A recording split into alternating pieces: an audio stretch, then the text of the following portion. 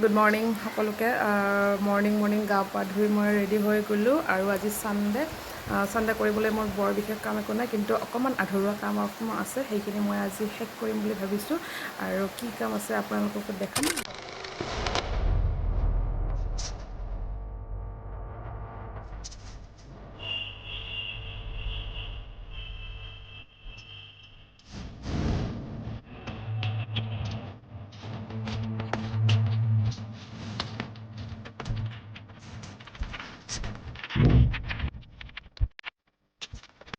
মোৰ আধৰুৱা কাম হৈছে এই চাদৰখন মই কেইদিনমান আগত আধাখিনি কাম কৰিয়ে থৈছিলোঁ।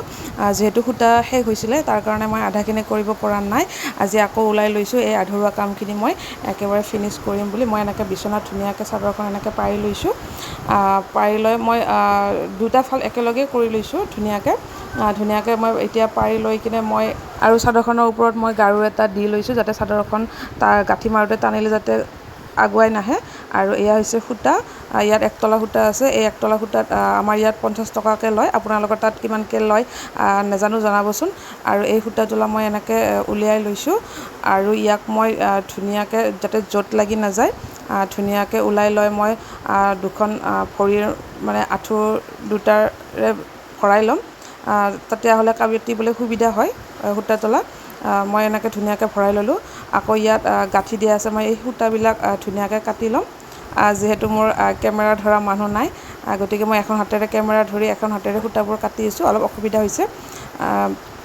এনেকৈ ধুনীয়াকৈ আপোনালোকে কাটি ল'ব। চাব, কাটি লওঁতে যাতে সূতাবিলাক কাটি নাযায়। ধুনীয়াকৈ লাহে লাহে ধুনীয়াকৈ সূতাডাল উলিয়াই দিব। এনেকৈ 3টা গাঁঠি মাৰি থোৱা আছে সূতাখিনিত, ধুনীয়াকৈ কাটি ল'ব। মই এনেকৈ ধুনীয়াকৈ কাটি লৈছোঁ। আৰু এখন হাতেৰে অলপ অসুবিধা হৈছে মোৰ, হ'লেও উপায় নাই আৰু। ধুনীয়াকৈ ঘূৰাই পিনে মই এনেকৈ লৈ কাটি আছোঁ। এতিয়া মোৰ লাষ্ট গাঁঠিটো কটা হৈ গ'ল। এতিয়া সূতা তোলা মই মাজেৰে কেঁচিখনেৰে মাজেৰে ধুনীয়াকৈ কাটি ল'ম। এই দেখিছেনে মই কাটিছোঁ। কেঁচিখনৰ অকণমান ধাৰ কম আছিলে কাৰণে অকণমান টাইম লাগিলে। আৰু এনেকৈ আপোনালোকে কাটি কিনে ধুনীয়াকৈ চিধা কৰি ল'ব।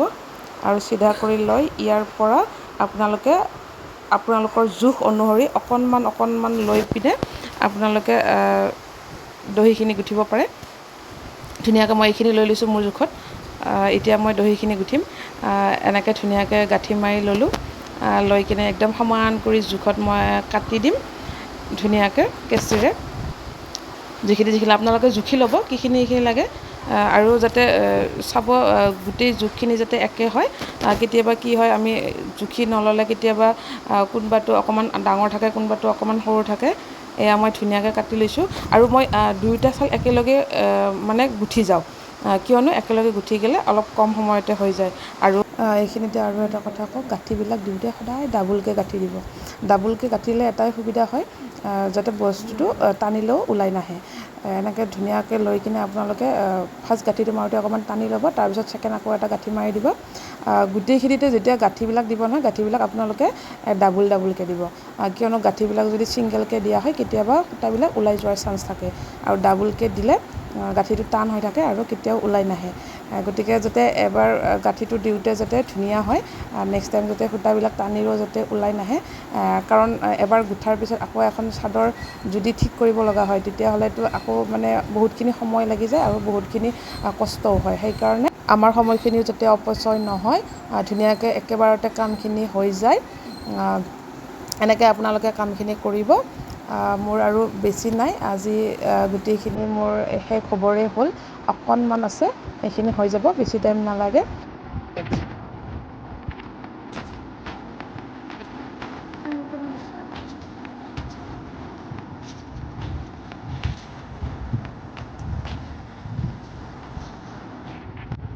এয়া মোৰ চাদৰখন গোটা প্ৰায় হৈয়ে গ'ল আৰু অকণমান বাকী আছে, এইখিনিও হৈ যাব।